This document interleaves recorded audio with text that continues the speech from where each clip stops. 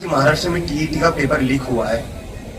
एक दिन कल को वो पेपर होने वाला था, एक दिन पहले पेपर रद्द किया जाता है। तो इससे तो इतना साबित हो गया, चाहे नेशनल लेवल हो चाहे स्टेट लेवल हो, बीजेपी की जो सरकार है वो एक भी पेपर इस देश में नहीं करवा पाती। बिना पेपर लीक हुए या बिना एग्जाम कैंसिल हुए बीजेपी की सरकार एक भी पेपर नहीं करवा पाती। ये बात तो क्लियर हो गई, सबको समझ आ चुकी है।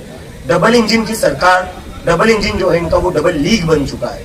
देश में नीट लीक होता है, महाराष्ट्र में टीईटी लीक होता है, और ये कोई पहली बार नहीं हो रहा है। 2017-18 में हमने देखा है कि 18,000 जो स्टूडेंट्स क्वालिफाइड किए गए थे उसमें से 8,000 स्टूडेंट्स की जो रीचेकिंग हुई, उनका फिर से क्वालिफिकेशन चेक किया गया, तो उसमें से पता चला कि 8,000 स्टूडेंट्स जो थे, जो एस्पिरेंट्स थे, वो तो क्वालिफाइड ही नहीं थे। इन लोगों से घूस लेकर सीटें भरी गई थी, और ये पूरा ओपन सीक्रेट, ये सबको पता है। पुणे के स्टूडेंट्स, पुणे के टीचर्स बार बार बोल रहे हैं कि टीईटी के एग्जाम में बहुत ही बड़ा घोटाला चल रहा है, करप्शन चल रहा है, जहां 1-1, 2-2 करोड़ में सीटें बेची जाती है।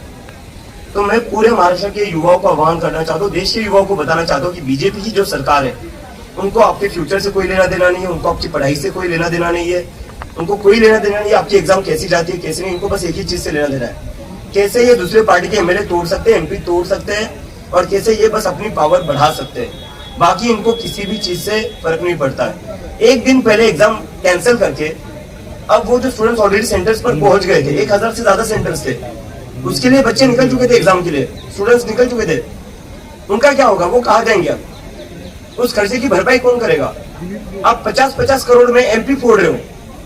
ये जो स्टूडेंट्स का खर्चा है, जो एप्लीकेशन फॉर्म का खर्चा है, अभी कई लोग ट्रांसपोर्ट कॉस्ट होगा, वह होटल लेकर रुके होंगे, इसकी खर्चे की भरपाई कौन करेगा? तो एक बात तो क्लियर है, बीजेपी इस देश में एक भी एग्जाम नहीं करवा पाती, क्योंकि ये अनपढ़ और गंवार लोग हैं, इन्होंने खुद कभी एग्जाम दी नहीं है, इसलिए ये लोग खुद कोई एग्जाम करवा नहीं सकते।